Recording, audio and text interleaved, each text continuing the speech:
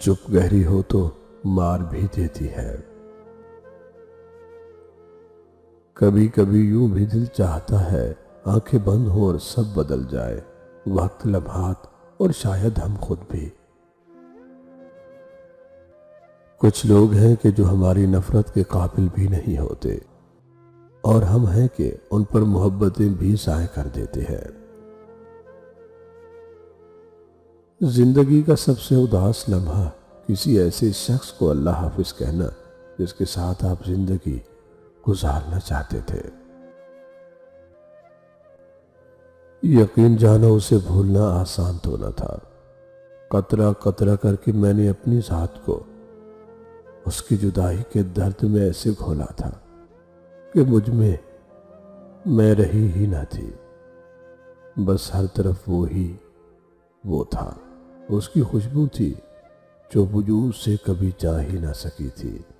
لیکن اب یہ دل چاہتا ہے کہ تم ہی بھول جائے میرا یہ وجود، بھول جائے ہر اس درد کو جس کا مداوع تمہاری محبت نہ کر سکی۔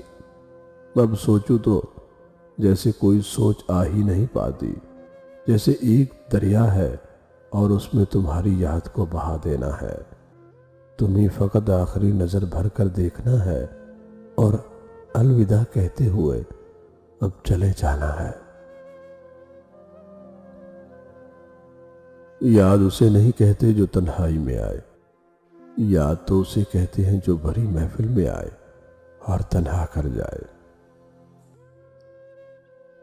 میرا جسم اب جلنا چاہتا تھا اس کی جدائی میں، اب اس کا قرب نہیں چاہیے تھا مجھے، اب اس کا لمس محسوس نہیں کرنا چاہتا تھا یہ دل، اب اس کے ہاتھ میری آنکھوں سے آنسو پوجنے کی آرزو سے ایک مدت ہوئی دست بردار ہو چکے تھے۔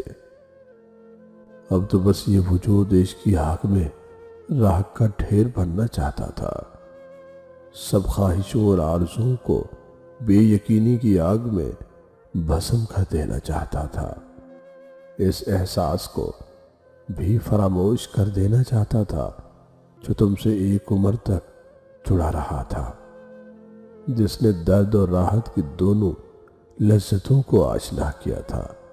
پر اب یوں ہے کہ یہ دل اب اپنی کہانی کا انجام چاہتا ہے، یہ دل اب اپنی حالت پہ رونا چاہتا ہے، یہ دل اب خود کو کھونا چاہتا ہے۔ ہمارے حصے میں تیرے نام کے ہمیشہ ہی دلاسے آئے ہیں۔ درد یوں تو کبھی اتنا نہ ہوا تھا، ہاں لیکن جب اس کو کسی اور کی باہوں کا سہارا بنتے دیکھا تو یہ دل تھا کہ تب ہی دم توڑ چکا تھا۔ کتنی اذیت ہے اس احساس میں کہ اسے یہ آنکھیں ہمیشہ دیکھ تو سکیں گی لیکن کسی اور کا ہوتے ہوئے، یہ دل اسے یاد تو رکھے گا لیکن میری خود کی ذات اس کے لیے ذرہ بے نشان سے زیادہ کچھ بھی نہ ہوگی۔ میرا یہ وجود اس کی محبت میں آخری دم تک جلتے جلتے اسے تاریک راتوں میں روشنی دیتا ہوا رخصت ہو جائے گا ایک دن، بر شاید کہ وہ میری دل سوزی کے ہر درد سے ناآشنا ہی رہے گا۔